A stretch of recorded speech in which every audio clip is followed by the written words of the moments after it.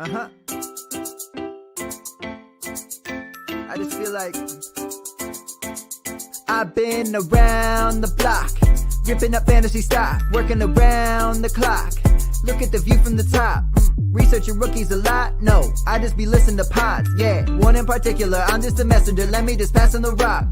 Browning, brunning, pruning, pronouncing ain't what he's doing. What he's doing is not losing, but infusing you with new things. And there's Dennis the Bennett, yeah. The man is a menace, yeah. Building a dynasty, some of the finest things. Promise you, you won't regret it. Sly as a fox, cultured in pop. Give him his props. Here is a thought, here is a box. And you cannot compare them at all, so don't even try. Careful with the news, but when you use a take, I take up Tony Fire. I mean Dyer, because anyone else is a huge mistake. Whoa. Fantasy round table, fantasy round table. Yeah. Fantasy round table, come take a look at the crown, baby. Hey, fantasy round table, fantasy round table. Woo. Fantasy round table, come take a look at the crown, baby. Go.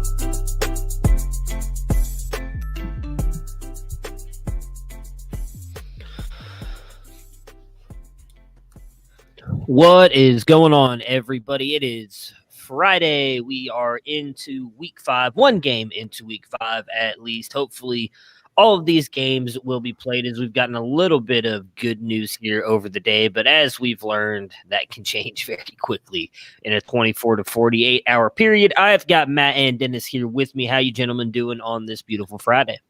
I am doing fantastic. Riding my 15-year-old's ass like he's Seabiscuit to get the damn homework done. It's a hot mess. He's 15 and does bear some culpability. However, we got 2 different systems the school uses, and there can be a 20-point in his grade between the 2 systems. And one teacher's like, oh, this system is the one you look at. Different teachers, oh, this system is. One teacher today I emailed and I'm like, look, you don't show an assignment here for 7 days. Your email says he's missing a bunch of work. He says he's missing 2 assignments. We don't know what the hell is going on. I need answers. He's like, look, here's the assignments he's missing. And think, if it's that hard for you, a parent who actually cares, what's it like for everyone else? Well, he took his first 2 parts of his midterm for his first college class. He got an 80 on one and 100 on the other part. And he has to turn in tonight the minimum 5-page paper, MLA formatted, 12-point Times New Roman double-spaced, on the early 1900s progressive movement. So we'll see how that goes. Yeah, school sucks. No, I'm just kidding. Stay in school, kids. Stay in school. I'm just messing with you. Stay in school. No, it is frustrating. I mean, someone who, obviously my kids are much younger than yours, but having to deal with virtual learning. And I was just talking to my teacher today. For my son has been sick the past couple of days, so they have him doing virtual learning stuff at home. And like, okay, well, this is what you need to do. But then every time I go to this website to do what they want me to do, there's no videos on this website. They did everything live. They haven't posted the videos that I'm supposed to watch on there. It's like, oh, well, it's due by Friday, or he's going to take a 0 on this assignment. Well, it's about 4:45 on Friday, and I'd love for you guys to post these videos so that my son can watch them, because I'd love for him to not take a 0 because he's been at home with what looks like to be an upper respiratory infection. So just wonderful. Wonderful. Just got to love life. Speaking of wonderful things, how about Big Dick Nick? I mean, he seems to have Tom Brady's number. Just, Tom Brady might need to go back in school and learn how to count to 4 as well. Did not finish watching the end of that game, but I guess he doesn't know what happens between 3rd and 4th down. So I'll let you guys take it. As I mentioned, I was out by, I think I made it till the 4th quarter and then ended up going to sleep last night. How did the rest of that game finish out there for the Bears and the Buccaneers? Look, for men of a certain age, and I suppose women as well, when you get older, the faculties don't fire as quickly as they used to. It's easy to get distracted. There's no reason to give Brady a whole bunch of crap because he forgot, what down it is. That mistake can be made. I don't think Nick played terribly well. I mean, the Bears in general, Montgomery struggled. Nick missed some throws really bad. the defense looked good. That one play, Khalil Mack just,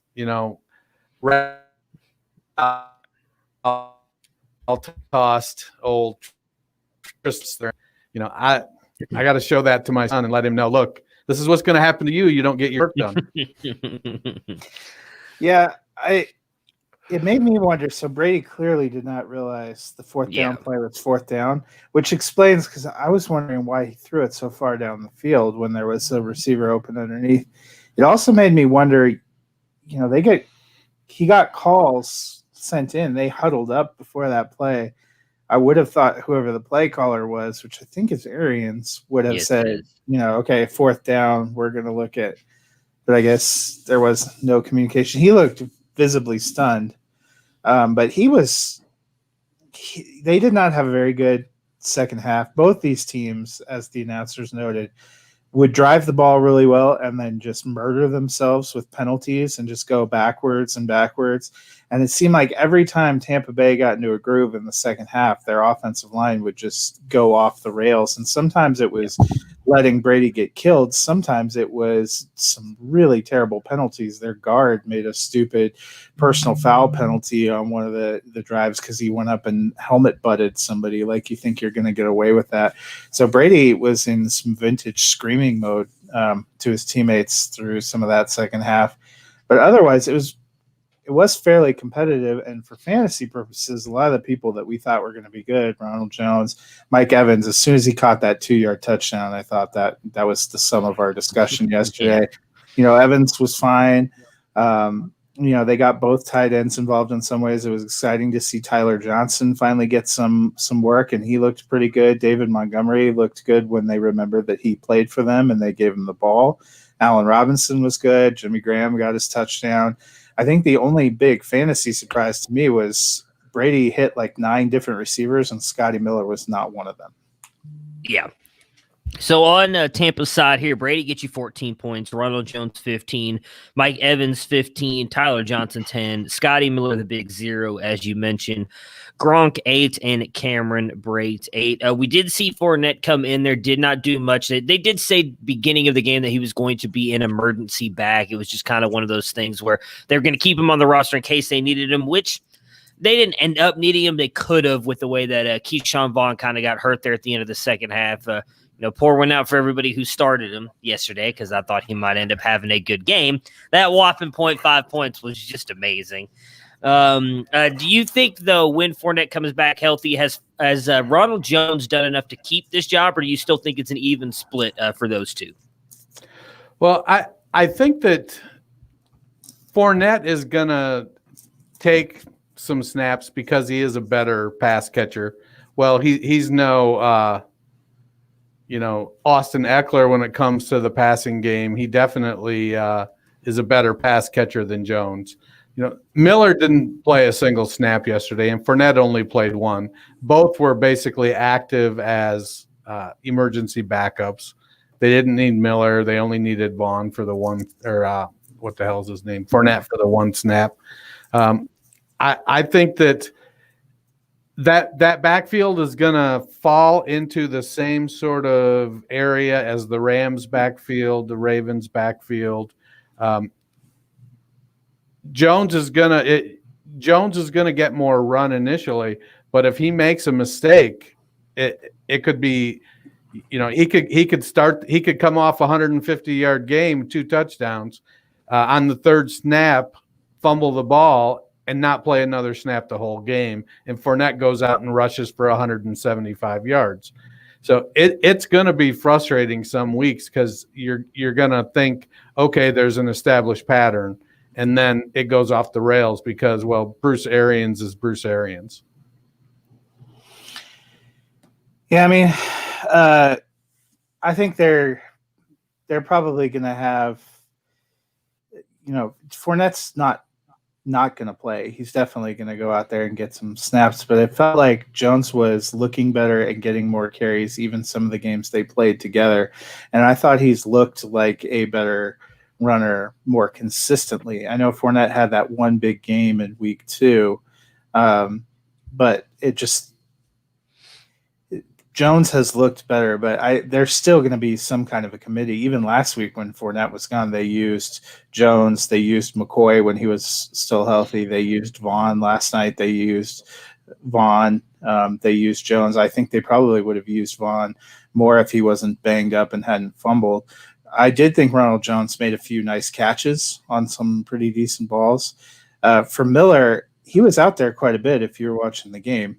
He played quite a few snaps. He just didn't get any targets, and I don't know if they just had good coverage. They had other matchups.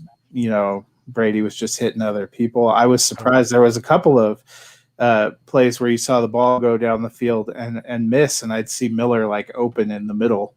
So it's kind of interesting. Is Vaughn done for the fantasy season?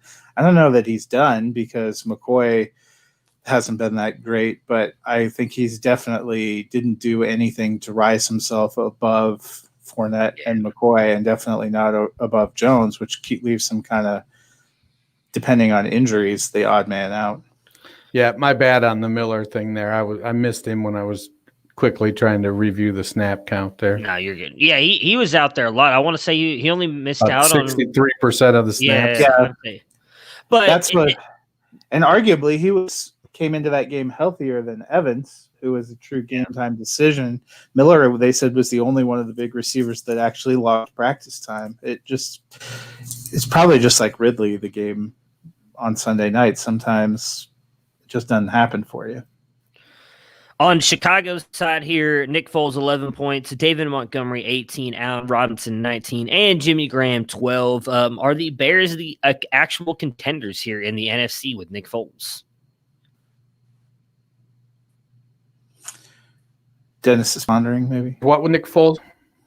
Are they contenders? Are they actually contenders in the NFC with Nick Foles? No.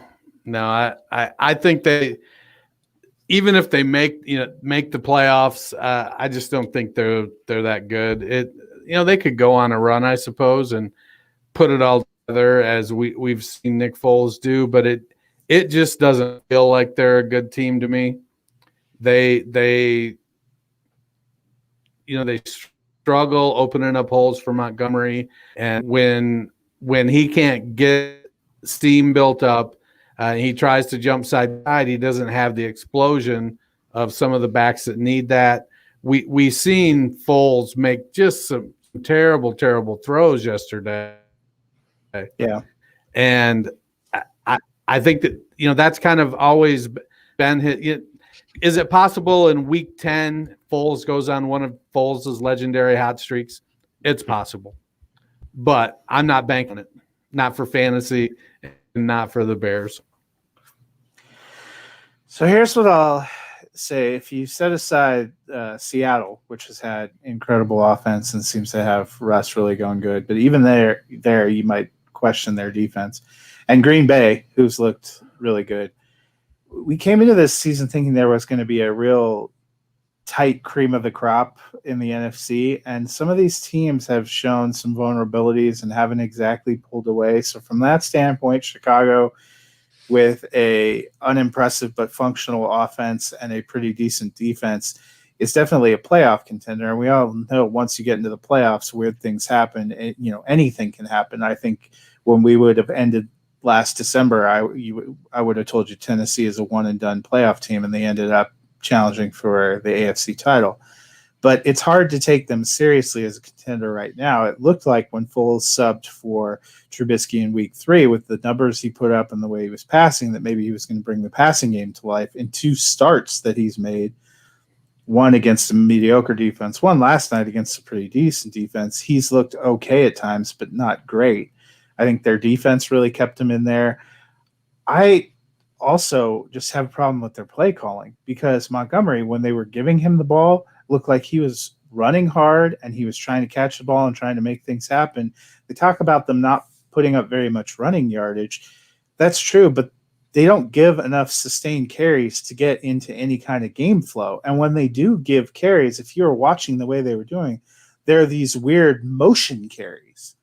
that's not exactly. I mean, when you think of Chicago, at least I do, when you think of like the classic Bears, it's kind of line up and run it down your throat. And there's none of that in this offense. But Montgomery actually looks like he might be decent at that. I don't know if their line's decent at that, or if Nagy can commit himself to actually trying some of those things. But you see some of these plays, and Nick Foles actually came off the field and was kind of yelling at Nagy at one point last night because they were doing the hurry up and they were moving all over and they were doing pretty good.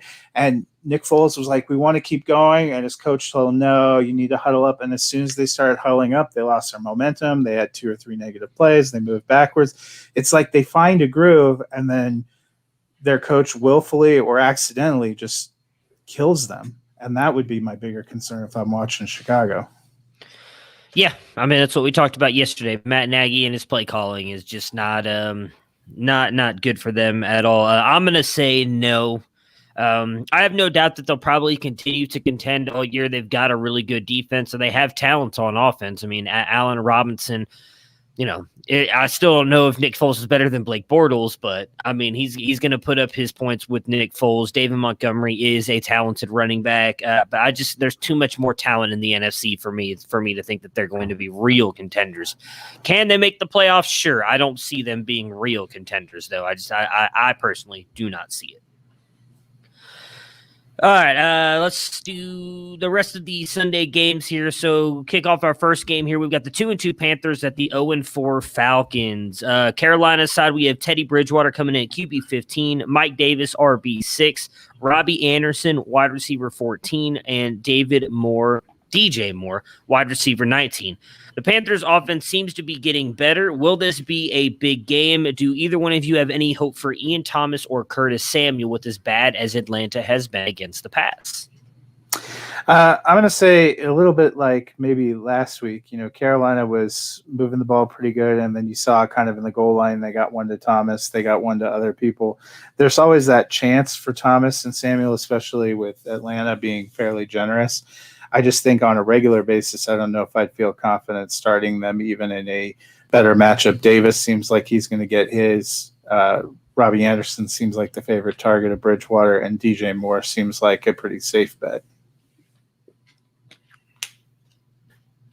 Yeah.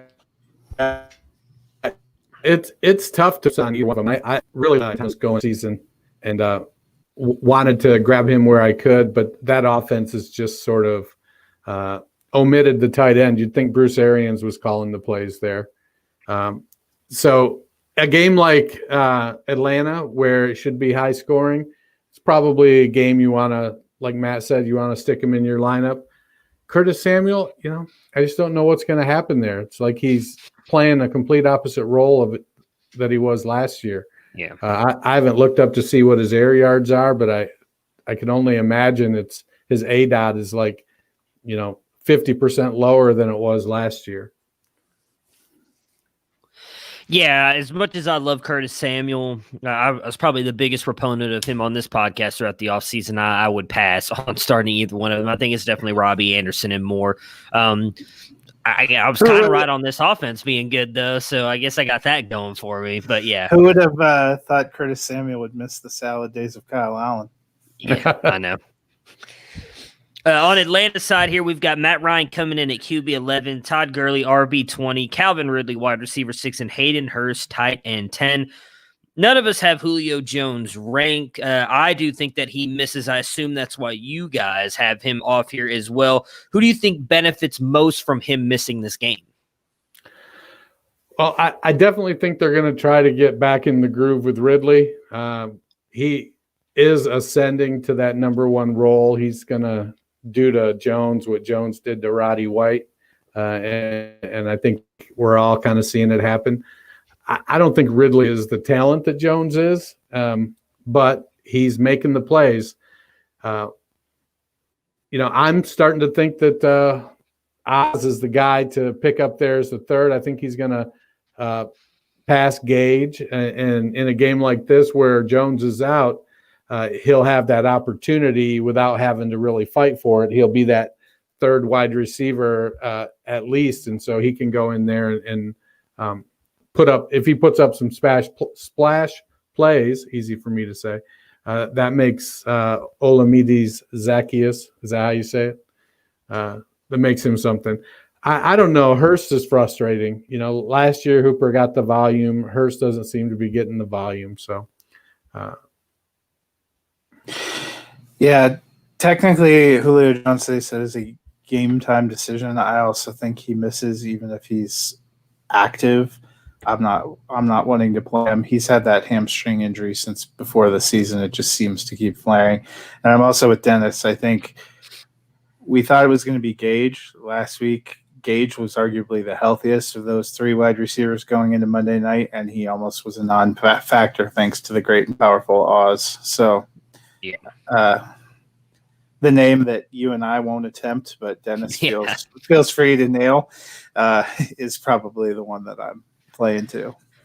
Yeah, give me the original Oz. I am out on Hayden Hurst until he proves to me otherwise, and I don't think that's going to happen. I am taking the Panthers to win this game. Who are you guys taking? I got the Panthers as well. So do I. So fire up your Falcons, apparently. 0-5 for the Falcons, Well, man. so the question then becomes, how long for Dan Quinn? I mean, well, remember, we talked about it on Monday. Arthur Blank is not someone who tends to fire coaches in season. I don't know if they make the move. They may ride it out for a while, maybe till the bye week. But yeah, it's just imagine it. I mean, they could be sitting here easily at 3-1. I mean, they were in the first three games. I don't remember what they did last week. They got beat pretty handily by the Packers, I think. So they could be sitting here at 3-1. The Cowboys should be 0-4. So, yeah, it's just a weird world we're living in right now for the NFL. The 2-2 Las Vegas Raiders versus the 4-0 Kansas City Chiefs. We've got Derek Carr coming in at QB 23, Josh Jacobs at running back 11, and Darren Waller at tight end 4. After a great week 1, Jacobs has had just 3 okay weeks. Are we expecting a bounce back against a good Chiefs defense?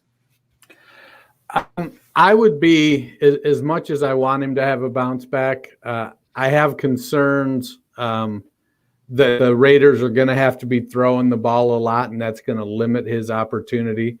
I think if he's successful on the ground and keeps the ball out of Mahomes' hand, which is the game plan everybody wants to use going into it, then there could be, he could have a great game. But unless he goes out and, catches 8 or 9 passes, it might end up being a rough day to have to start Josh Jacobs for me.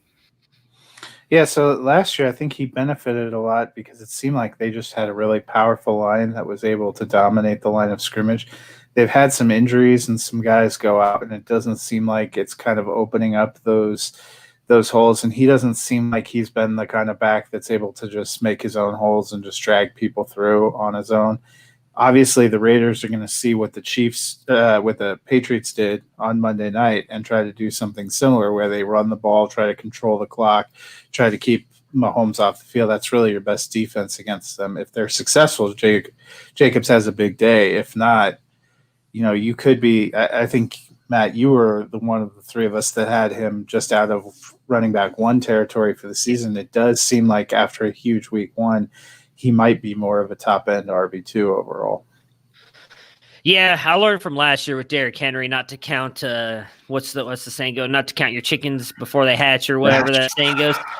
Yeah, I'm not going to take my victory lap just yet. But, I mean, again, we talked about it, and I was having a discussion with Damian Parsons on Twitter about this just a couple weeks ago. It's not that I think Jacobs is an overall bad NFL back, but for fantasy, I just don't think this offense is going to produce enough for him to be an elite running back for fantasy, which is where I think the what's the word I'm looking for here? My mind is so messed up today. The difference is so many people when you say I don't think he's an elite back is like, oh, well, he does this. Okay, well, that's great. But for fantasy and NFL is a completely different thing. And there's so many other factors that play into you being good at fantasy. We've seen some of the Reggie Bush, one of the best athletes I think we've ever seen come out of college football, really only had 1-2 good fantasy football seasons.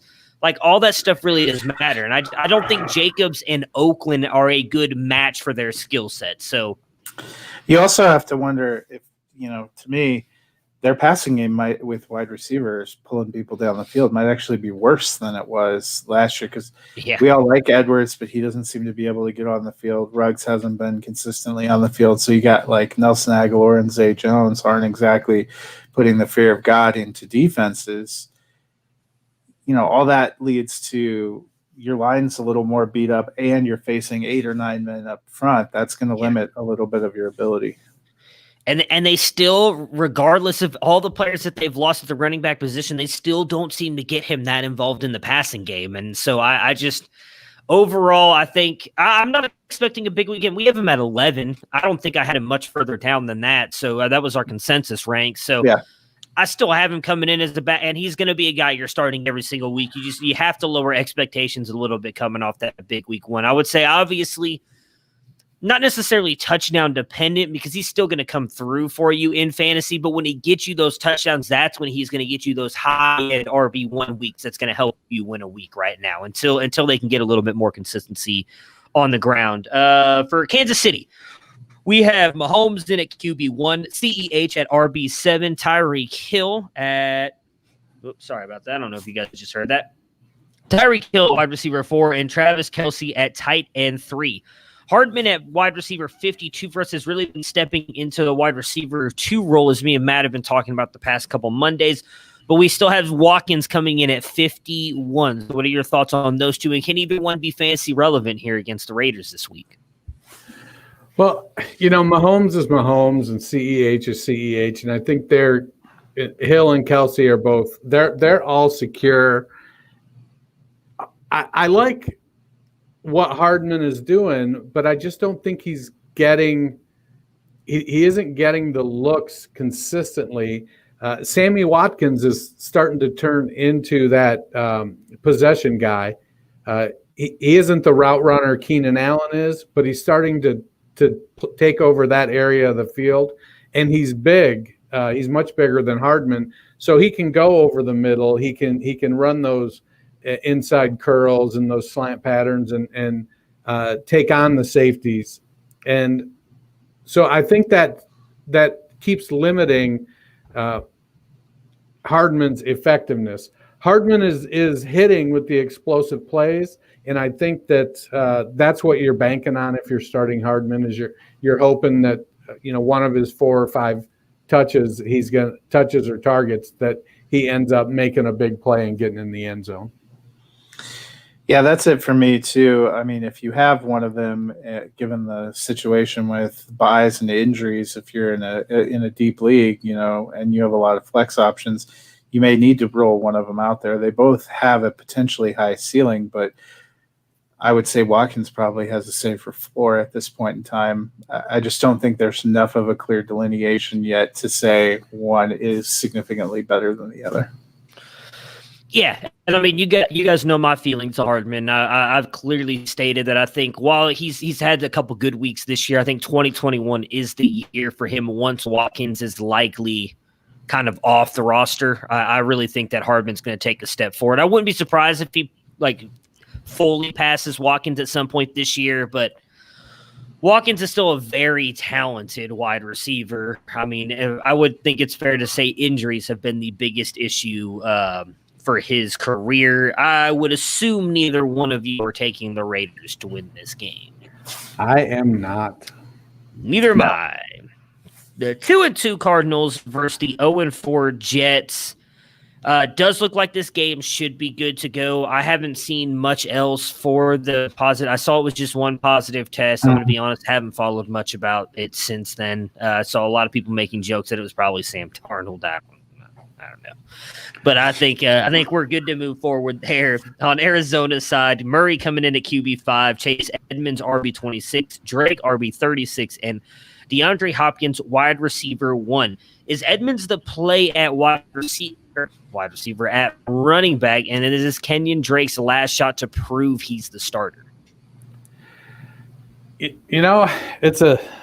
going to be interesting to watch. I still think Drake is a very talented back, but it doesn't feel like they're using him like they did last year when Edmonds was injured. So Drake is kind of getting more of the the dive plays, it feels like he still gets the occasional target. And then Edmonds gets more of the plays where they're putting the back in space. And it just, it's like they're trying to use Drake as the thumper and Edmonds as the flashier third down type of role, change of pace guy. And I don't know that Drake is built to play that role. And so it'll be challenging for people who roster Drake. It looks like unless he goes on a Nick Folesian hot streak here, it's going to be a frustrating season.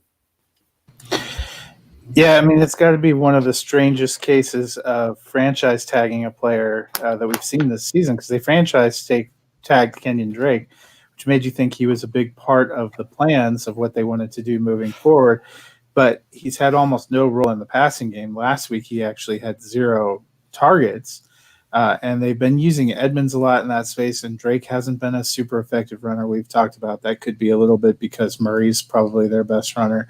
But, he's, I think they said RB 37 on the season in PPR. For a guy that people were taking as a running back one, that's not getting it done. If you drafted him to be a starter, you're not getting a good return on investment. He had 3.5 points last week. If he can't pick something up against a pretty terrible Jets team, I would say, it's time to cut losses. I actually moved him to the bench a couple of places. I have him because I just don't have any faith that he is going to get it done. Yeah, I was going to make a joke in poor taste of, I think a lot of Kenyon Drake owners were hoping this game might get postponed so that they would actually be forced to sit him on their benches, because everybody seems to keep starting him and he's just not producing for you.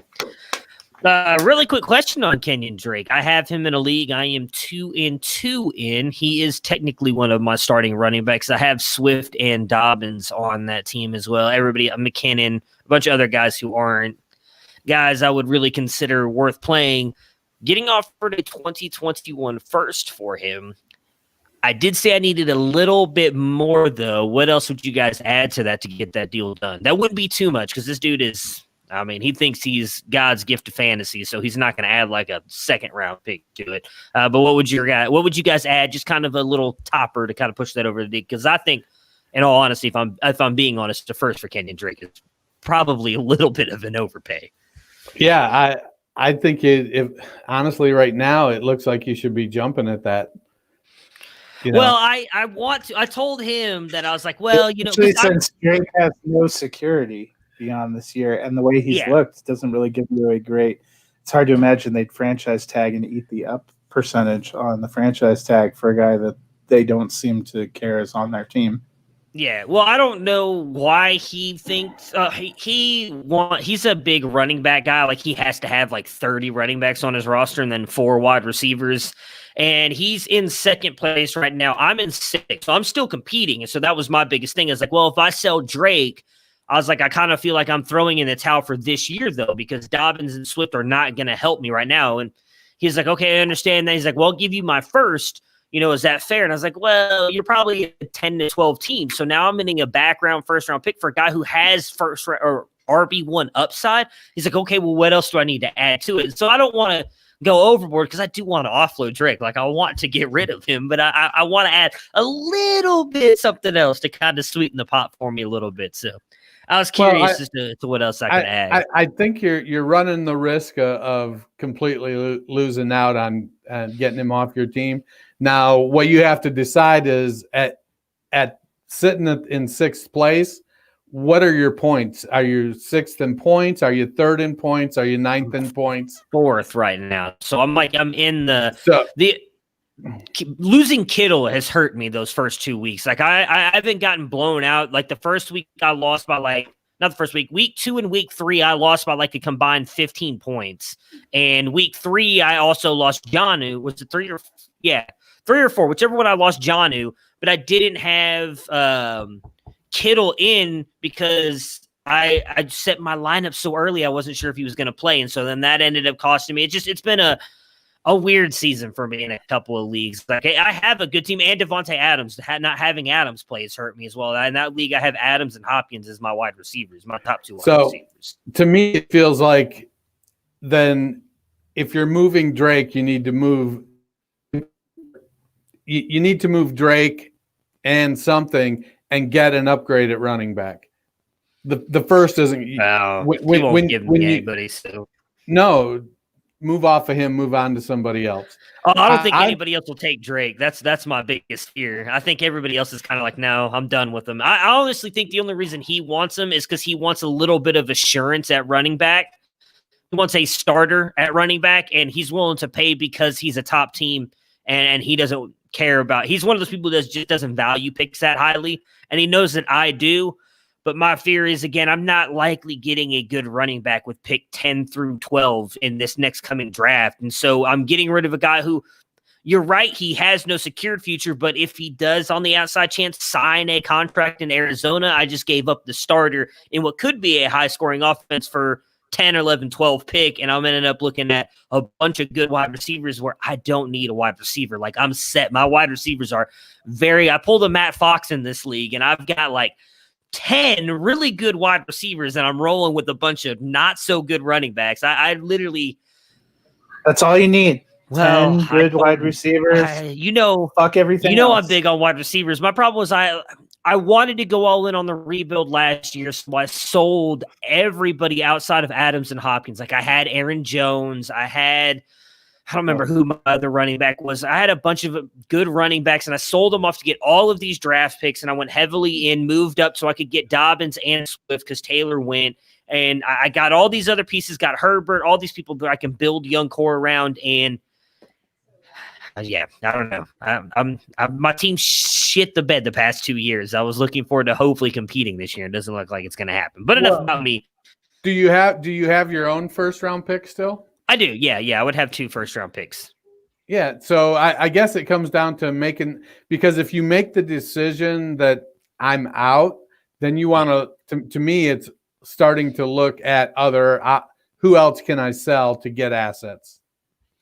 Do I want to, Adams is what, 28? Yeah.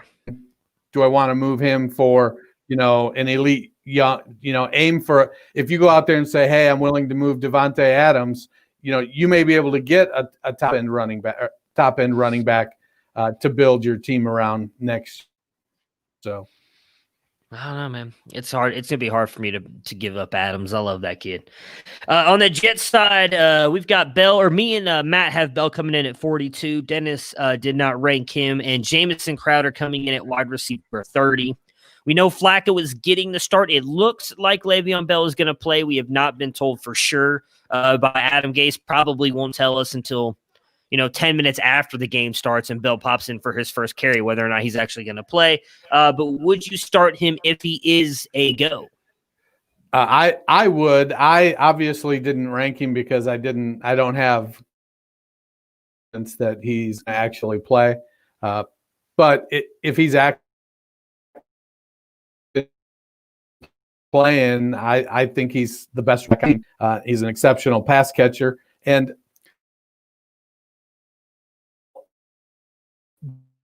Joe Flacco,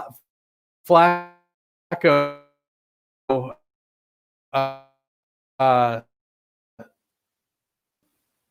am I still frozen? Am I back, or am I still frozen? You're back. Okay, sorry about that. Flacco is what he is at this stage of his career, but I think he can execute the game plan very well. So I definitely would start Bell if he's active. Yeah, I am too. I had him ranked pretty decently high. I think he can have some. I think he can have a pretty decent day. So, he and Crowder are about the only pieces that I want out of that game. So I think Matt said that he's taking the Cardinals. Who are you taking? I am taking the Cards as well. No love for Jeff Smith? I am taking the Cards as well, and Jeff Smith could be there, or he could be like the first 3 games and not exist for them. It does look like Perriman is doubtful, so he's not coming back. Hogan's still there. Who knows with the Jets, man? Braxton Berrios still exists, so could be a thing. But I guess we all took the Cardinals, which means congratulations, Adam Gase, on your first win. So the Next game is Philadelphia Eagles, who are 1-2-1, but somehow leading the NFC least. At the Steelers, who are 3-0 coming off the bye. For Philly, we had Carson Wentz as QB 21, Miles Sanders RB 14, and Zach Ertz down at tight end 9. So it's been a little bit rough for the Eagles on offense. Probably isn't the greatest matchup with the Steelers defense and on the road. Do you think Sanders can bounce back? Last week was 9.6 single digits. Seems like the Carson Wentz is pulling his best Josh Allen impression. Do you think he might cede some running space to his friend Miles Sanders? Well, I think the intent will be for him to do that. But with that offensive line, I think Wentz is going to be running for his life. That line is in shambles. They need to be out there shaking every tree. I don't know why they haven't brought in Ronald Leary. Is Ronald Leary, the second coming of Larry Allen? No, but Ronald Leary is better than the shell that was Jason Peters and whoever was backing him up. And, they just need depth and bodies. They need to start cycling through until they get people that are alive and moving on that offensive line, because until they get some help. Do you think that's what hurt Ertz a little bit last week? It seemed like he might have been staying in to block a little bit more because they literally have no line. Well, some of it was, I think, is that, and some of it was there was nobody else for them to really focus on. Ertz was that passing offense with Goddard out and the wide receivers. Ward is stepping up, but he is what he is. We'll see how John Hightower does. The theory that is JJ Arcega-Whiteside is supposed to be active this week. So this is against the Steelers. I don't hold out a lot of hope for this Eagles offense. Yeah, me either. I did not have Sanders ranked particularly high. I think it's just he's a decent talent, but he's been a little victimized. So on the Steelers side, we had Big Ben at QB 8, James Conner, running back 13, Juju Smith-Schuster, wide receiver 16, Deontay Johnson, who's been fully cleared, wide receiver 31, Eric Ebron, tight end 14. So what do you expect from the Steelers at home coming off a unexpected bye? I think the Steelers are going to actually put out a very dominating performance. I look for Connor to play well. They funnel their running game through their lead back. If Connor goes down, Snell becomes the lead back. That's just how the Steelers do it. I think I actually had Chase Claypool ranked higher than Deontay Johnson this week. So let's see. I have Claypool at 42. No, I had him higher than James Washington, not Deontay Johnson. I didn't even rank Washington anymore because it seems like Claypool has at least kind of moved into that third receiver because they're bombing to him. Well, Washington kind of moved up when all the Thursday night guys moved out. I think that Pittsburgh, the one that makes me nervous is if I have to start Ebron, because that can be so hit or miss. The Thrive Fantasy over under has Big Ben at 285.5. What makes me nervous about that is the Steelers could get up by 21 points by midway through the second quarter, and then Connor runs the ball 34 times. That's true. I actually probably would take the under on that. I think Ben probably more in the 265 to 280 range because that's probably all they're going to need. Philly just hasn't had an ability to score a lot of points. In fact, they only really were able to win on Sunday night because Nick Mullins made an atrocious interception, pick 6, and the 49ers hadn't been able to move the ball. I think if Pittsburgh's able to move the ball, it's going to be tough for the Eagles. Yeah, I would lean the under on that as well. I would take the over. I think that's the best way to attack the Eagles is over on that secondary. I think Big Ben, I think the Steelers, me and Matt talked about it the other day, they're pissed with everything that's going on with Tennessee. I think they're going to come out there.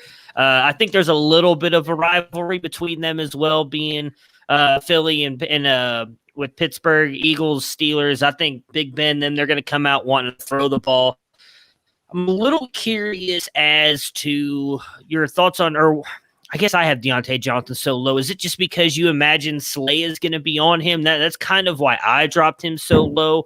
Juju has been playing most of his games in the slot. Are you guys just not believers in Deontay, or why is he so low for you two? I mean, I don't think he's that low. Our consensus rank was wide receiver 31, which makes him a high-end wide receiver 3. The Pittsburgh throws the ball around. They throw it to backs. They throw it to a couple of different receivers. They've been throwing it to tight ends.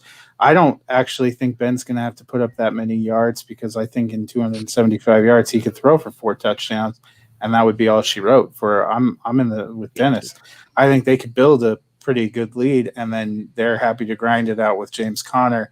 And I wouldn't put it past that defense scoring because Philly's line is mostly a rumor. You could have a couple of ugly turnovers. Those guys, you have Minka Fitzpatrick in the back end, you have Watt and all those people up front. I mean, go home, Phil, you're drunk. I don't think there's a bad play on the Steelers offense right now, but I think it could be a lopsided game. And then like what Dennis was talking about, Connor gets 34 carries because they're just grinding out the clock and moving on. I am with you, Phil. If there was a week to start Eric Ebron, this is it. Dennis, noted Eric Ebron hater on this podcast. Anybody picking the Eagles to win this game? Nope. I am taking Pittsburgh as well. Rams and Washington. Rams 3-1, Washington at 1-3. For the Rams side here, Goff at QB9, Henderson RB24, Woods wide receiver 17, Kupp wide receiver 12, and Tyler Higbee tight end 7. Cam Akers is supposed to be back and available and playing in this game with Henderson, Malcolm Brown, and Cam Akers. What does the RB situation look like for you guys this week? Do you trust starting any of them? Or who the running back situation for the Rams is like a YouTube child's mystery box reveal. You can start one. You can throw a dart and pick whichever one hits, and he may get you 25 points, and they may not see a single snap. I think I'm not sure with Akers just coming back and still being questionable. I'd be hesitant to start him. Where I have Malcolm Brown, I probably am putting him in my lineup as a running back of last resort. But I don't have a lot of faith either way that Henderson or Brown or Akers. I can't start any of them with confidence. If I'm starting a Rams running back, it's because I don't have another choice. Yeah, I have a couple places where I have to start Darrell Henderson. He's the highest in our combined rankings, probably the one I feel the best about. But that being a relative feeling, I don't think you can trust any of them. Henderson looked great for 2 weeks, and they promptly decided not to use him last week in a game that was pretty much in doubt all the way into the fourth quarter. So who knows? Adding another guy to the mix is only going to make that a little bit more of a quagmire. This feels a lot like a couple of years ago, Patriots backfield, where someone's going to have a good game. Good luck picking who. Yeah, I like Henderson the most probably because of the explosiveness. Yeah, I'm with you guys. It's Henderson for me. If I had to pick one, goes back to what me and Matt talked about a couple of weeks ago.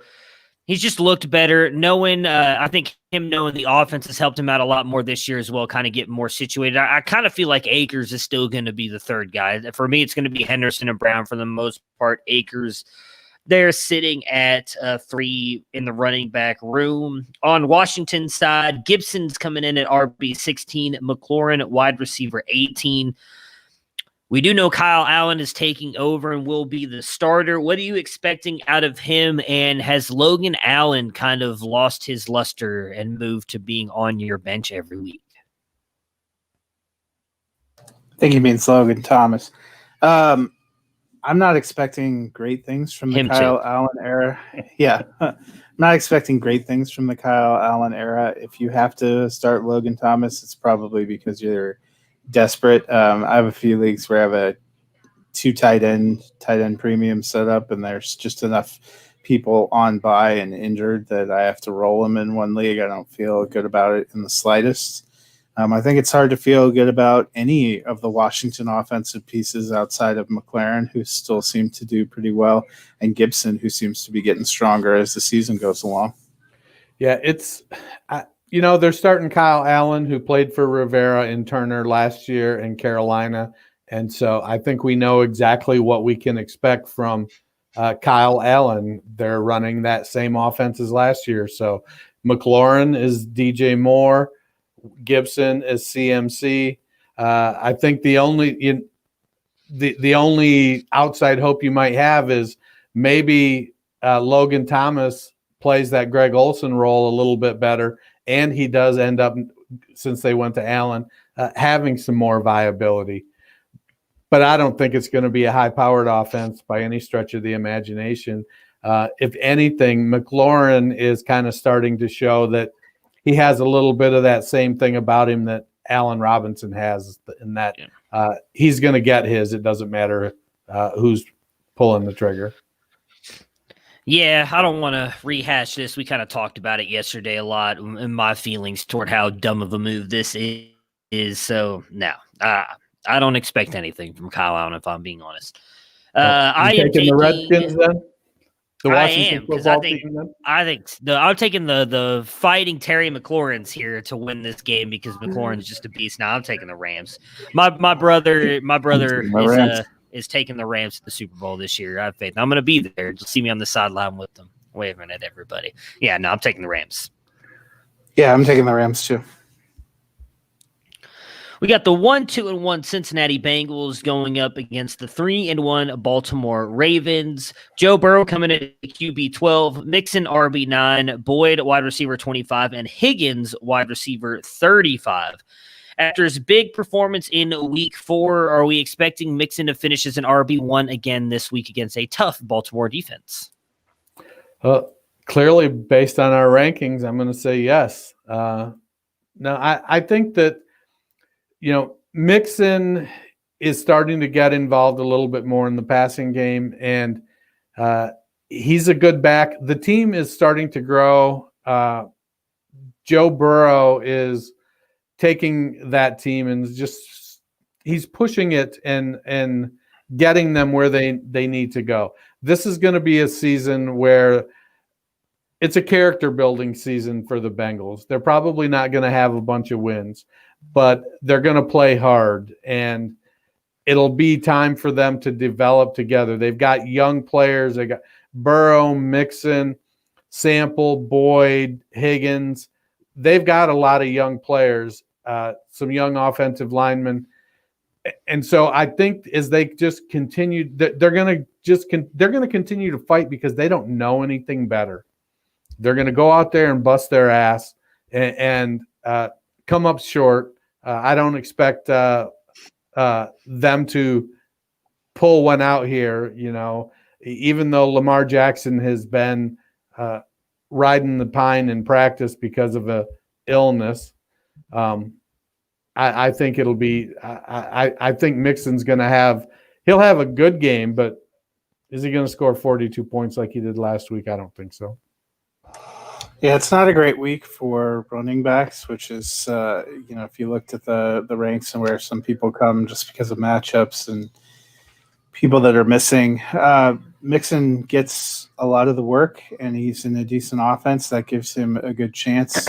He has talent. He has high ceiling potential. It wouldn't surprise me if he ends up with 10 points here because it's a tough matchup. But, I think he can do enough and can get enough involved to be a low-end running back one. It just depends.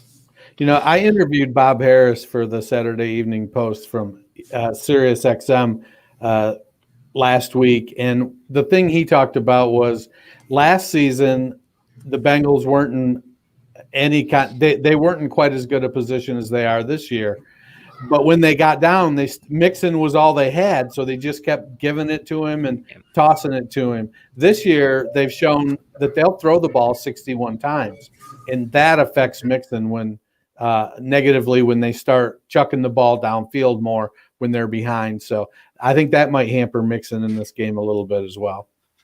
Yeah, I agree with you. I think for me, I had him at RB11, so I'm expecting him to be a 1. I think a touchdown would go a long way toward kind of making sure that happens, which I do expect this to be a little bit more of a competitive game, but I don't expect him to win it. A little Thrive fantasy bet here on Burrow, 1.5 touchdowns. You guys taking the over or the under? I'm going to take the over on that. I'm going to take the under. I'm going to take the over as well. Baltimore hasn't looked quite as good as they did that week 1 against Cleveland. I think this is going to be a really good game. It feels like a 2-touchdown, 3-interception game. On Baltimore's side here, we've got Jackson coming in at 7. Marquise Hollywood Brown, wide receiver 29, and Mark Andrews, tight end 2. Do you feel okay? Cincinnati has by far been one of the worst defenses against the run, yet we're talking about 3 running backs who just seem to all be splitting the carries here in Baltimore. Do you trust starting any of these 3 this week? I'd say 4 running backs because you're forgetting about Jackson. Oh, come on now. He'll tell you he's not a running back. But they're all getting about I got 9 carries a game. That's the real problem. Yeah. Yeah, I think again it's much like the Rams YouTube mystery box reveal. I actually purposely started Gus Edwards a couple spots last week because I felt like the Ravens were going to get up and they're going to when they get up they're not going to keep running Mark Ingram. They're going to run Edwards and then Dobbins. And I felt last week that was a perfect week for Edwards to get 13, 14, maybe 15 carries. It didn't work out for me. But I think this week, the only thing I think could keep that from happening this week is if Burrow keeps the Bengals in it, then I think they run a more diverse offense. But if the Bengals are down by 17 points, 21 points, it wouldn't surprise me to see Gus Edwards in there grinding. Yeah, I'm at the point in time where I need to see some more consistency before I feel good putting any of them in. We've tried to give Ingram a little bit of the benefit of the doubt, but realistically, if you've looked at the box scores, each of those 3 running backs plus Jackson seem to be getting somewhere in the 7 to 9 carries. That's not really enough for any of them. You may have a week where, like week 1, where Dobbins had 2 short touchdowns, and that kind of helps him to explode. Or you have a week where Ingram's able to break one off for a touchdown, like he did in week 2, and that helps him out. But mostly, it's all been just not the kind of scores you want to have to rely on. Yeah, I mean, I'm starting Mark Ingram, but that's just because my Scott Fishbowl team hopes that he does something because we're dying over here and we need some points. But outside of that, I don't. Just looking forward to 2021 when J.K. Dobbins proves that he's an absolute stud, but I don't think that's going to happen until then, unfortunately. Anybody taking the Bengals in this one? Nope. All right. The 1-3 Jacksonville Jaguars going up against the 0-4 Houston Bill O'Brien. I'm sorry, the Houston Texans. I'm sorry, I forgot. Bill O'Brien no longer with the Houston Texans. Pouring out for old Bill. Hey, I drank all my water this time, Matt, too, so I learned my lesson from that last time. Jacksonville side, we have Minshew coming in at QB 13, James Robinson, RB 9, and DJ Chark, wide receiver 11. Right now, James Robinson is tracking to finish the season as an RB1 for fantasy. You going to take the over or under on that? Well, I think so. What RB0? I mean, no, as in like, or is he going to finish as an RB1 or is he not? I guess is the best way to put it. Well, if the guys that I'm trying to trade with to get James Robinson are listening, no, he's not. But no, I every year a rookie running back pops up out of nowhere into the high RB2, RB1. And it looks like James Robinson is that guy this year. So I think right now there's nothing that we've seen. He took the opportunity he was presented with, and he's wrestling it to the ground and keeping it.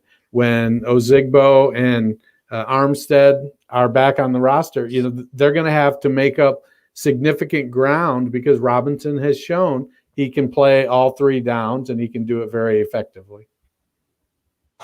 I'm going to say, barring injury, he finishes as a low-end RB1. Yeah, I think he's probably just based on the injuries and kind of what we've seen from a lot of running backs, whether it's the timeshares or anything else going on. It's been a weird year. And Robinson has been a true bright spot. He's very much the Philip Lindsay kind of player we've saw obviously out of Lindsay a couple years ago, where he comes on and looks amazing. And I think Jacksonville is just good enough that he's staying in there and getting a whole lot of run. The Jacksonville's not getting blown out, so he's staying on the field and he's getting some receiving work. So I do think that it happens. Thrive fantasy bet for the Jacksonville Jaguars in this one. James Robinson, 96.5 total yards, over or under? Over. Yeah, I'm taking the over. That Houston defense is struggling. Yeah, I would take the over on just 96 rushing yards, and then you add the total yards in there. Yeah, Houston, right there with Cincinnati, is one of the worst rush defenses in the league. On Houston's side, we have Watson coming in at QB6, David Johnson coming in at RB19, Will Fuller, wide receiver 20. Bill O'Brien is gone, as I made a joke about a minute ago. We have seen that galvanize teams, though, in the past. Teams kind of come out and fight strong for their new coach, Romeo Crennel, or the interim head coach in Romeo Crennel. Do we think that the Texans snap back this week in spite of Bill O'Brien? Well, I think it's going to be a very competitive game. Deshaun Watson is a very mentally tough player. And I think, well, you may not agree with how the agenda is going as a player. You might think, hey, this coach is kind of, they're not putting me in the best position to win. I think when a coach gets fired, by and large, the players feel like they let that coach down. And Watson strikes me as being a pretty thoughtful and sensitive guy. And I think that even though he may have wanted things to change, I think he feels bad, and I think he's going to want to go out. The Thrive Fantasy passing yards for Deshaun Watson are 305.5. And I think he wants to go out and show that offense can produce. And so I'm looking at the over there. I'm going to take the under. I think this will be a competitive game, but I am picking the Jags in this one. I think that the Texans have a lot of problems, and simply firing Bill O'Brien and handing the keys to Bill O'Brien Jr., Romeo Crennel, is not going to fix it. So the Thrive bet, Dennis, did you just mention that the 305.5 yards for Watson? Okay, cool. I think I'm going to take the under too. I'm a professional.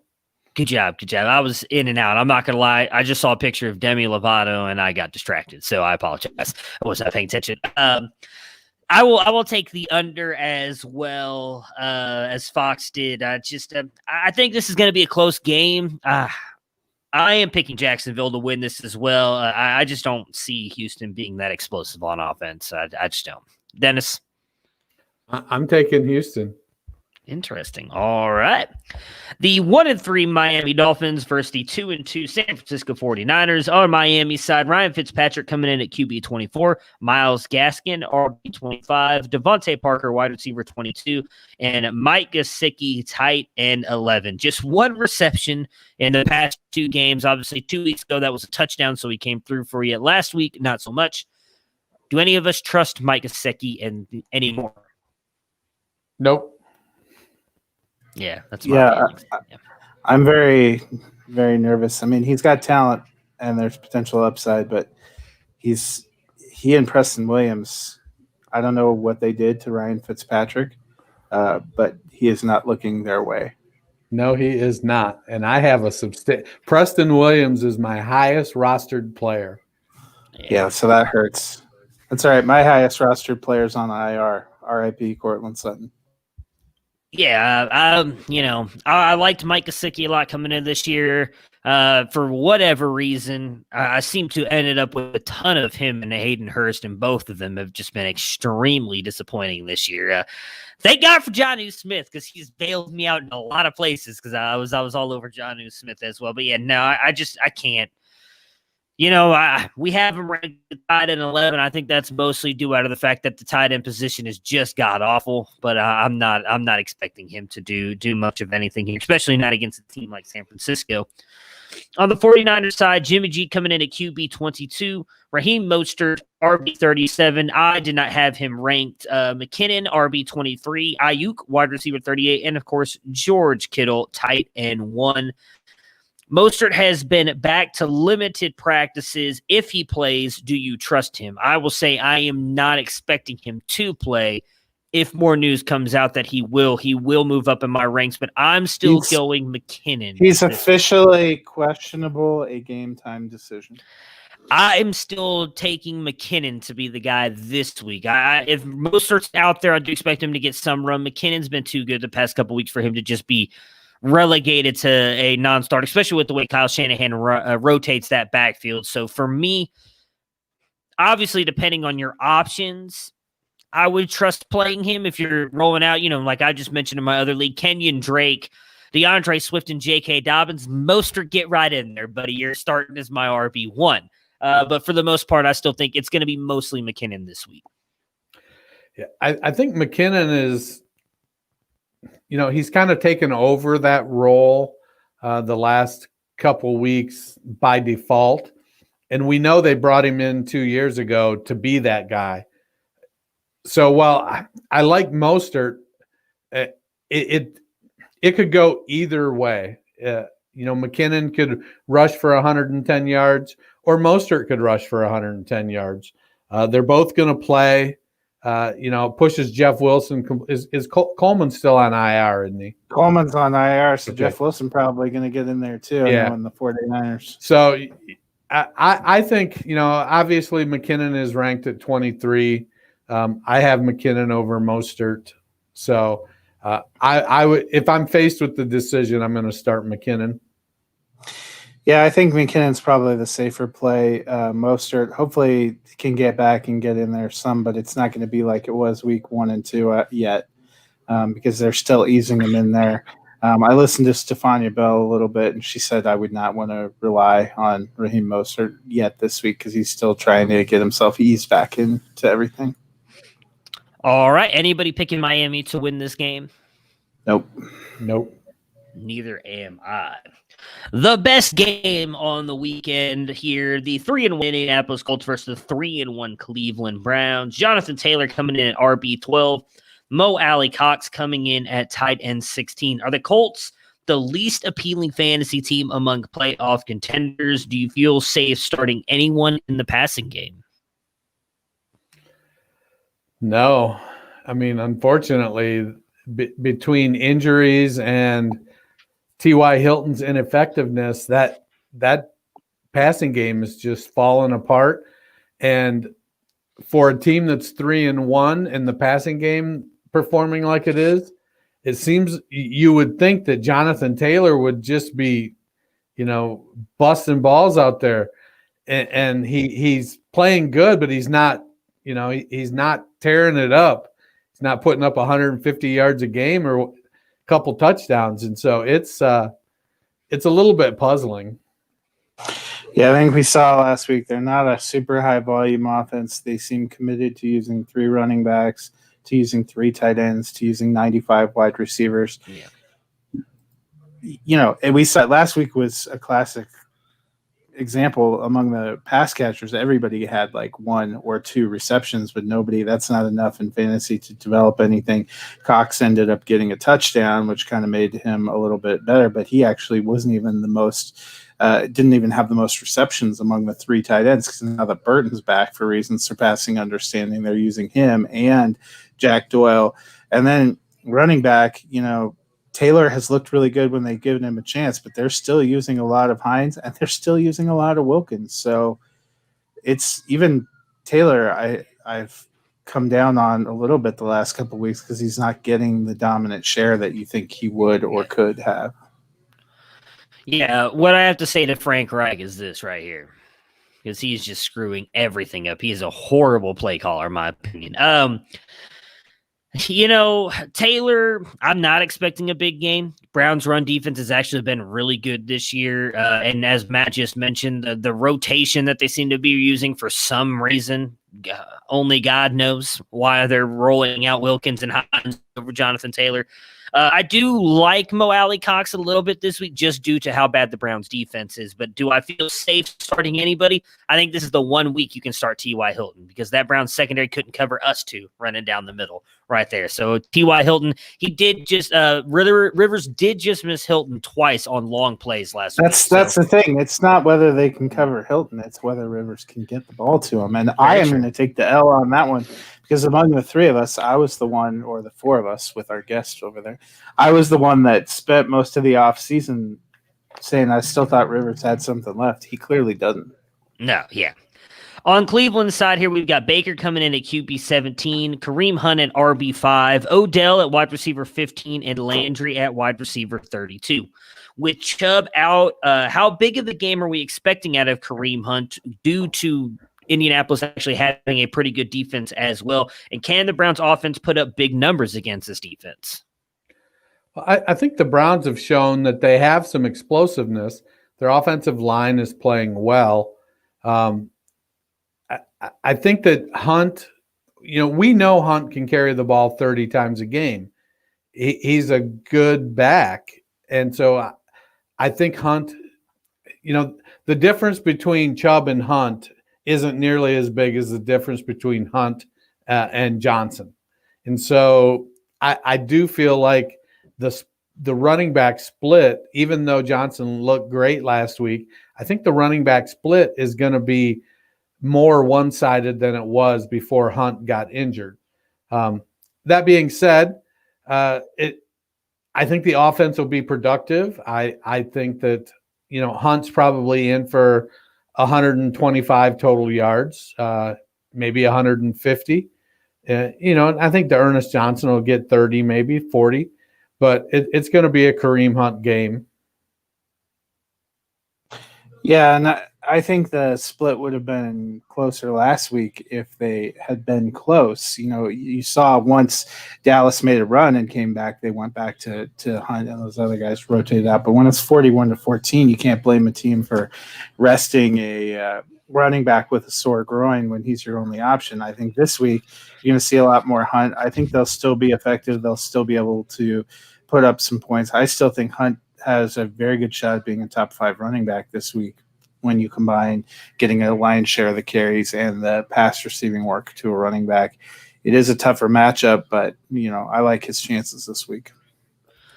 Yeah, I mean, it is a tough matchup, but something that was pointed out multiple times on the broadcast when they played the Cowboys last week, the Browns are running the ball 70% of the time right now. So they're going to go to him early and often. I don't expect this to be like a Baltimore game. Rivers and that Colts offense does not scare me at all, even as bad as that secondary is for the Browns. I think it's going to be a close game, which means they're going to run the ball, continue to run the ball. They're not going to try and move toward passing. So I do expect Hunt to have a really good game here, even though, as me and Matt talked about on Tuesday, I think Dearness Johnson will get some run in this game. I do think they will use him based on how much they want to use 2 running back sets. But Hunt, he's just so talented. It's going to be a very interesting game to watch, I think, with that defensive front for the Colts against that offensive line and Hunt for the Browns. Baker Mayfield Thrive fantasy bet here, 241.5 passing yards. Are you guys going to take the over or the under? Well, how many times has Baker surpassed that so far this season? I'm guessing 0. No, once once against Cincinnati. Oh, okay. And even last week, if he'd been the one that completed that pass to Odell for the touchdown that Landry threw, he still would not. He'd still only had 202 yards. So I'm taking the under, and I think that because I was saying I think Hunt is going to have be the focal point of this game. So I'm definitely taking the under on 241.5. I'm also taking the under. As am I. I am taking the Browns to win this game. Who are you guys picking? Me as Browns. well. All right. Damn it. That means they're going to lose. Well, congratulations, Tony. Congratulations. The Colts just won. The 0-4 Giants going up against the 1-3 Dallas Cowboys. On the Giants side, we've got Jones coming in at QB 19, Darius Slayton, wide receiver 28, and Evan Ingram, tight end 6. The Giants offense has been a hot mess here, but Dallas defense has been, I think you could argue, even worse than that. Is this a get-right game for the Giants offense? Well, the only thing is, like, I mean, how right do we expect Devonta Freeman to get? I'm not talking. Let's just talk Darius Slayton and Evan Ingram. Yeah, let's focus on the two good players. For me, it's Darius Slayton. If not now, when? Right. I mean, the challenge is Jones is a turnover factory, and I love Darius Slayton, and Ingram is clearly talented. Is it a get right game? It can be if they're clicking. If the offensive line gives Jones enough time, he's got the weapons in Slayton, Ingram, Golden Tate, and if the running game can gain enough yards to keep the defense honest, there's definitely that possibility. The downfall is that as bad as Dallas's defense is, Dallas's offense, they can oftentimes they can keep up with the other team. So if they're not playing against a high-powered offense, Dallas can win shootouts fairly easily. And if it's a mediocre offense, Dallas, even if they give up, even if the Giants score the most points they have all season, Dallas can still outscore them. So I'm hesitant to say it's a get-right game. I think they should produce some decent fantasy numbers, though. It should be. If Slayton doesn't do it this week, Ingram can't get going this week, then, when. But part of me thinks that Jason Garrett sits in his office at Giants headquarters, looks at a picture of Jerry Jones and says, I wish I knew how to quit you. Yeah. And that's part of the Giants' problem. I don't know what it's going to be like for him coming back to Big D. I'm with you. I hope that it's going to be a get-right game for them, but if you are starting them in your lineup, I don't think you feel good about it at all, even as bad as this defense has looked. On Dallas' side, we've got Prescott coming in at QB3, Zeke at RB2, Amari Cooper, wide receiver 11, CeeDee Lamb, wide receiver 21, and Dalton Schultz, tight end 13. Another big day for the Cowboys against a suspect defense. Yeah, I think that's the Cowboys' game this year, scoring points. And, Amari Cooper has been probably the most consistent I think we've seen him in his career. And he is sad to see, but you are that is true. It's sad to see, but you are correct. He's serving you a big old helping and shut the fuck up is what he's doing. He is really doing it. Yeah, it's making me look like a complete idiot. So, but I also think if the Cowboys get up, they're going to shorten the clock, and the guy that does that is Zeke. So I expect the Cowboys to get up. I think that while the Cowboys defense isn't great, Aldon Smith is playing lights out. And if Smith rattles Jones's cage a little bit, caught sack, fumble, hits him a few times, gets him antsy, it could be a rough day for the Giants. I think it's going to be a fairly, I don't want to say close game, probably 2-score game most of the game. So I think Elliott, they're going to try to kill the clock with Elliott. Cooper and Lamb, this is the week Michael Gallup goes off for, 2 touchdowns and 100 yards, while Cooper and Lamb both, catch 5 passes for 70.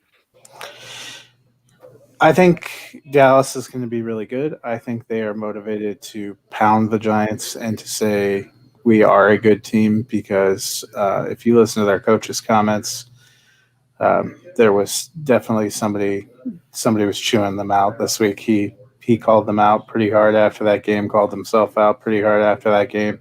I think they have an opportunity to make a statement, and they're going to try to.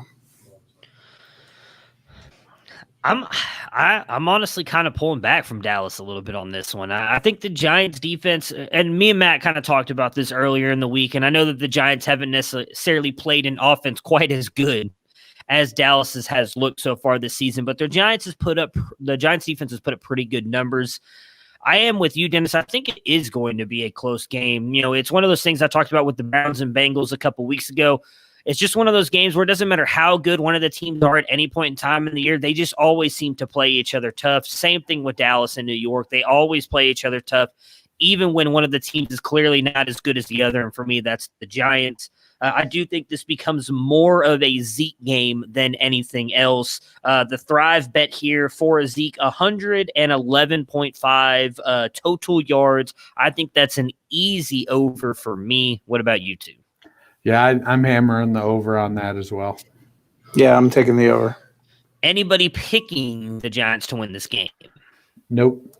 Not even their mothers. That's not true. All right. The 1-3 Vikings versus the 4-0 Seattle Seahawks. Kirk Cousins coming into QB 21. Dalvin Cook, RB3. Adam Thielen, wide receiver 3. Justin Jefferson, wide receiver 23. This could be a shootout. Are you guys expecting a big game from all of the Viking starters? Not from Kyle Rudolph. Yeah, just from the ones you mentioned. I need Rudolph to have a good game. I'm starting him in a 16-team league. I lost Dallas Goedert. Come on, not Rudolph. Christmas yet. It's not Christmas yet. It's not Rudolph's time. That's true. I have Thielen at wide receiver 1 this week. I feel like with Seattle's propensity to score points that Minnesota is going to have to throw the ball.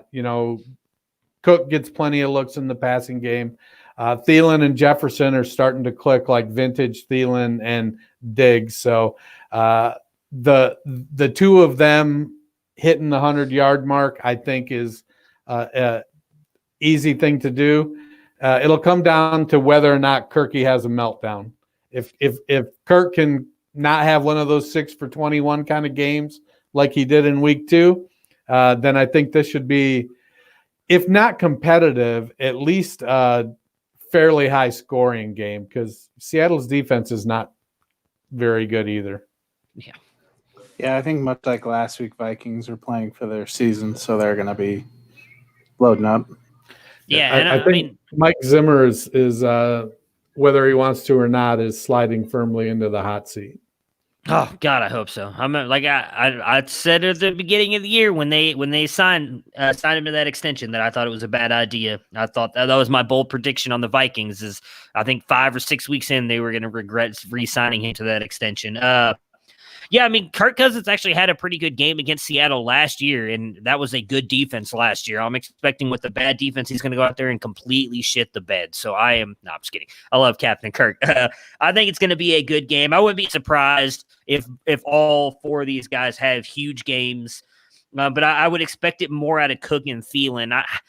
I know this might sound blasphemous to say, but I still kind of want to see it one more week out of Justin Jefferson. I know he's had 2 really good weeks, but I need to see it one more time. I don't have him anywhere anyway, so it doesn't matter because everybody picked him up after that first big game, but I kind of want to see it one more week. But he is definitely playing good. He does seem to be literally the guy they traded away in Stephon Diggs, right back already with the team, but I would argue a little bit more explosive in Justin Jefferson.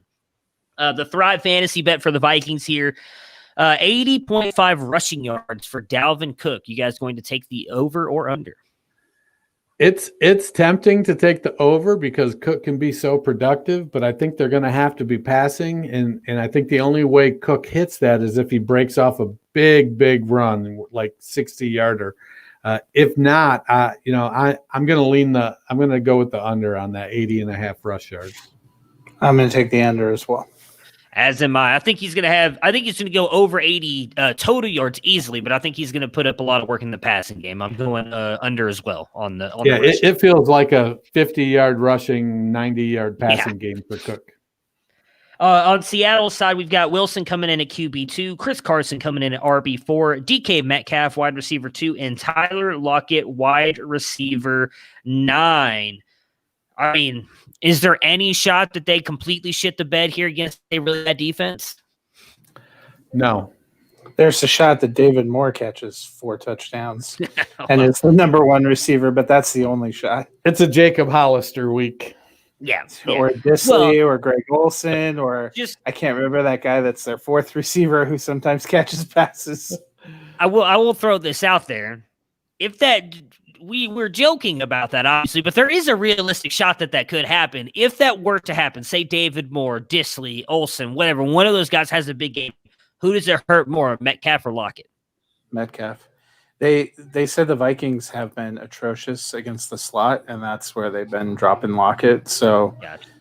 I would think if Moore ends up catching, it's because they're going to him on the outside and not Metcalf. But there's no Vikings defender that's going to be able to cover them. We've seen better defenders trying to cover Metcalf and not being able. The only danger for Metcalf is that he drops the ball before he gets in the touchdown. Again, throws it out the back of the end zone just to give Kirk a chance. All right. Anybody picking Minnesota? Not I. Maybe Mike Zimmer's wife. No, I heard rumor that she actually went to the books and took Seattle as well.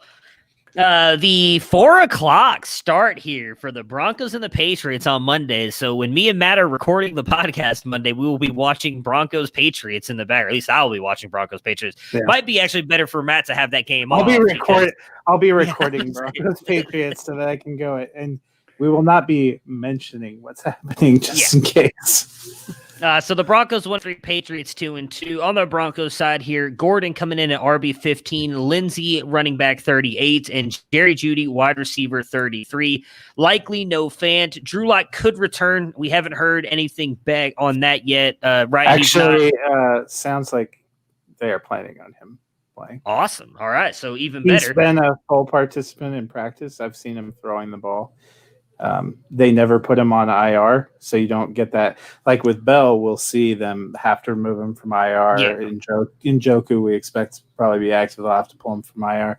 Denver never put Locke on IR because they hoped he could come back after 2 games. Looks like he will. Fant is doubtful, though, so probably no Fant. Yeah. So with Drew Lock likely coming back, then what does that do for Tim Patrick, who has been phenomenal here the past couple weeks? I think it's good for Patrick. Patrick is, you know, he doesn't have the raw talent that Cortland Sutton has, but much like Adam Thielen, he's a grinder. He's working. You know, he's like you, Bruning, putting out 5 podcasts a day last week after everybody crapped out on you. He's putting in that grind, and when the opportunity arose, first round draft pick Jerry Jeudy be damned. Tim Patrick said, no, I think this is mine. Yeah, no Hamler. He's already been ruled out. The Broncos don't really have a lot behind them. Deshaun Hamilton's not really developed in anything. I think Jake Butt could be a sneaky play. He looked really good in camp, could get that passing tight end work. But it's Patrick for me. I think he's been the most consistent. He's really the veteran in this group because – you know, he's a year 3 player. He's been in the system a while. He's worked with Locke for a while. Judy's still learning and doing some good things, but, you know, even with that giant touchdown that he had last week, he still is in that 50 to 60-yard range, catching a couple of passes. I think Patrick is really going to be the guy and going to be a focal point. And they should have Lindsey back, so I would imagine that they're going to hammer both their running backs. I think this could be a low-scoring, potentially ugly game because Cam is not supposed to be back. So it means you either get Hoyer or Stidham. So they'll definitely be running. I think Denver will be running because you don't want to expose Locke coming back after an AC joint sprain to too many hits. Yeah, I'm all in on Tim Patrick. He was one of the 3 guys I've been having to grab off the waiver wire with Jeff Thomas and Darnell Mooney. So I'm hoping for a big game from Patrick this week. On New England side, we've got Damian Harris coming in at running back 33, James White running back 27, and Julian Edelman wide receiver 27.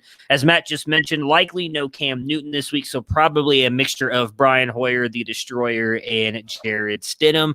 What are we expecting out of this run game with Rex Burkhead, Damian Harris, and James White? Man, Just Damian Harris all day, every day, and twice on Sunday. It's going to happen. You'd think, but I think at this point in his career, if Harris was going to be something special, he would have shown it. He would have. He better be. I gave him a first round pick to get him. He fucking better be good. If he was going to be, I think he'd have made Belichick start him by now. And well, to be fair, they did start him on Monday. Right, but no, I mean he'd have made Belichick start him as in this is our unquestioned number one. I don't think anybody makes Bill Belichick do anything, not even God. Like God looks at Bill, it's like, Bill, what do you want to do? So I don't know.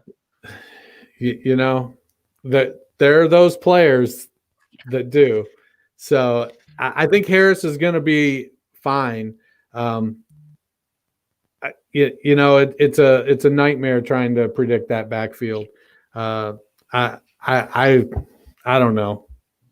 You know what's fun for me going into this game is Denver usually struggles with a good pass catching tight end, which New England doesn't have, or a big, kind of speed receiver on the outside, which New England doesn't have. But they've been pretty good against the run, even after they lost Jarrell Casey. So I think New England's going to try to run a lot because they also saw Brian Hoyer throwing.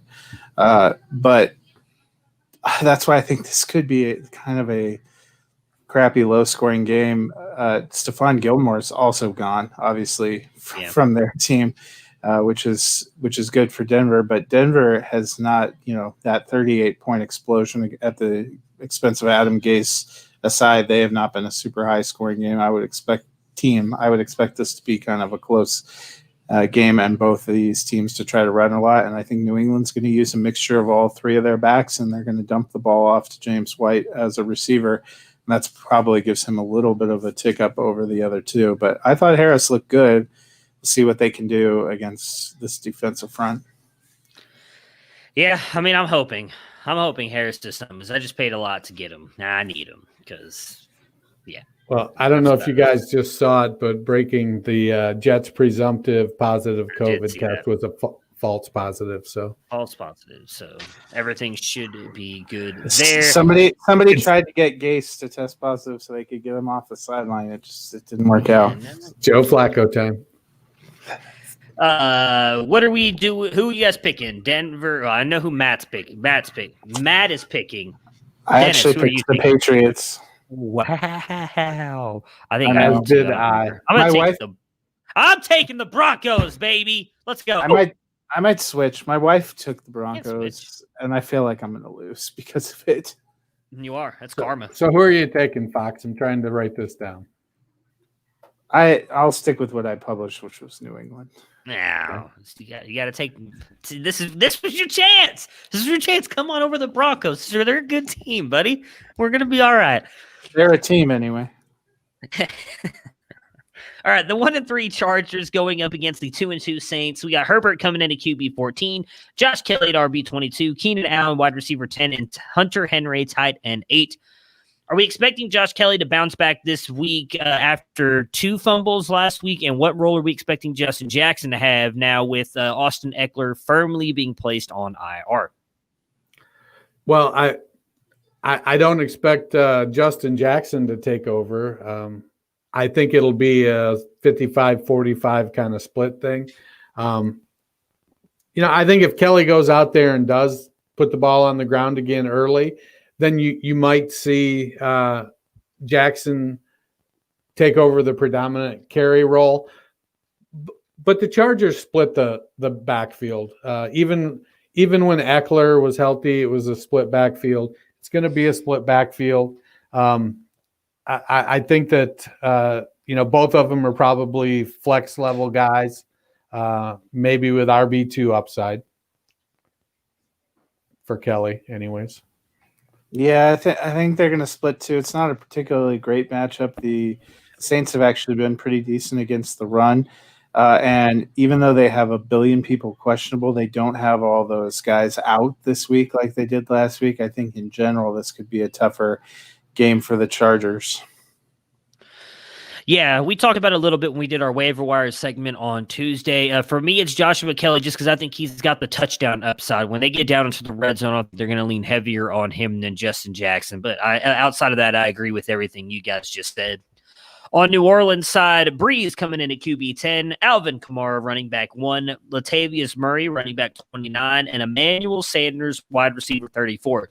We do not have Michael Thomas ranked. I did just see another thing. I did not have Michael Thomas ranked. Oh, okay. I ranked him at number 6. I did not have. Me and Dennis did not rank Michael Thomas. Salvaging my fantasy season. All those places that I drafted him, especially my work league where I'm in last place, much to my shame, he's coming back. 28 points. He's just gonna. Everything will be right. He was limited again in practice today. Yeah, if he does every day this week, he practiced every day last week. He's coming back, baby. So we know how Matt feels then about this. If he's out there, wide receiver 1 on the week, Dennis. If Michael Thomas is cleared to play, do you trust starting him this week? Oh, I think if he plays, I definitely think you start him. I think you temper your expectations for one of those, 25-point outbursts. But fine. I could 22 points. Fine, I'll give you that. I could see one of those, a 5 catch for 60-yard kind of performances. So I if Thomas is playing, you play him. Yeah, I'm with you. If he's cleared to play, he's in your lineup. He's too damn good. Anybody picking the Chargers to win? I am. Saints. I'm taking the Chargers. Going with the Saints and Michael Thomas over 100 yards. I mean, and I think if it's not Thomas, the wide receiver to own there is Traquan Smith. I think Sanders is going to get bumped down to the 3 when Thomas comes back. Give me the fighting Justin Herberts, baby. I'm taking it. I'm rolling with my guy. Got him everywhere. Let's go. All right. Tuesday night game. Actually, not sucks that it's on Tuesday. The way that everything's gone around this game is I thought it would have been one of the best games of the weekend here. The 4-0 Buffalo Bills versus the 3-0 Tennessee Titans. We got Josh Allen coming in at QB4, Devin Singletary, RB17, Stephon Diggs, wide receiver 7. Moss has been back and practicing this week. If he plays, are you guys lowering Singletary? And do you guys have any concerns about this being a Tuesday night game? I have no concerns about it being a Tuesday night game. I think the NFL, they just want to get their games played, keep it in the week. It'll be weird so there won't be a Thursday night game this week. No, because the Bills were supposed to be on Thursday night, so their game got pushed to Saturday. Yeah, which means I would sort of worry about them a little bit from that Tuesday to Saturday. That's going to be a weird shuffle. I mean, it's no different. I guess it's like a Sunday to Thursday. So it's I like Singletary. I think Singletary, while Moss has been injured, has established himself fairly well in the lead role and acquitted himself fairly well there. So I like Singletary to continue to produce. Moss, when he comes back, he'll play a role. He's definitely the second best back on that team. And so, can you expect him on a consistent basis to produce? I don't know, because I'm not sure he's going to get that kind of opportunity unless something happens to Singletary. But Singletary is looking good this season. Yeah, I think Singletary will still be the better play. I think Moss probably get eased back in because he's still practicing in a limited fashion. And Moss probably technically the third best back there because Josh Allen's number 1, and then Singletary, and then Moss. Yeah, Josh Allen's number 1 for everybody. He's amazing. But yeah, I agree with you guys. It's Singletary still for me. I think I need to see Moss come back and actually be used like we saw him in week 1. I think with as good as Singletary has played, I don't think that they're just going to throw Moss right back into kind of getting as much work as he did. On Tennessee's side, Tannehill QB 19, Derrick Henry RB 12, and Jonnu Smith tight end 5. Do we think that the layoff will impact Tennessee at all? And do you think if A.J. Brown is back, can you count on him? I think that we know what that offense is when it's healthy. And if they're all back, we know that Tannehill will play relatively conservative, but take a couple shots. A.J. Brown is explosive. That Derrick Henry is a battering ram. And when he gets up ahead of steam, it's pretty hard to catch him. And Jonnu Smith is a specimen at tight end. He runs the ball. I mean, Smith is probably the second best running back on that team. So, yeah, Brown. They've just been doing estimates because they're not allowed to actually be in the building. They estimated he would have put in a limited practice if they had practice. I think he's probably tracking to go. I would be a little worried because A, he's still rotating himself back in, and B, they lost all their other receivers. So he's going to get really blanketed with Tre'Davious White, I would imagine, because the only other receiver they have of note is your boy Khalif Raymond. So I would think that that's going to be a concern. I actually think the layoff is going to hurt Tennessee, not because they were off for a few days, but because they literally haven't been able to meet or practice even in this game week. They're hoping to reopen their facility tomorrow, so maybe they can get a couple of days going through, but I think there's going to be some rust. They lost a lot of people on offense and defense. They're going to have a lot of subs kind of filling in. They haven't been able to be together to go, you can have Zoom meetings and stay connected, but that's not quite the same. And considering we had no preseason, they were kind of warming up, getting into a groove through 3 games, and then essentially take 2 weeks off. They did it potentially to themselves, but I think that could have an impact when you're coming back playing against a good team who's gotten into that groove and been steadily playing. Yeah, I'm not playing A.J. Brown this week. Even if they say he's full go, Tre'Davious White has shown he can stop anybody. I'm a little bit worried about this offense. If anything, I'm all in on Jonnu Smith this week. I think that's going to be the best play for the Titans. I am taking the Bills to win. Who are you guys picking? I have the Bills as well. I am also taking the Bills. All right, so that will do it for us here. Week 5. Me and Matt will be back on Monday to recap the Week 5 games and talk about the Broncos beating the Patriots live as we're recording. No, I'm just kidding. And then obviously we'll work out through the rest of the week based on everything that happens. Hopefully no more positive COVID tests and everything, and all these games will go off without a hitch. Good luck to everybody in your fantasy matchups this week, and we will see you guys again next week.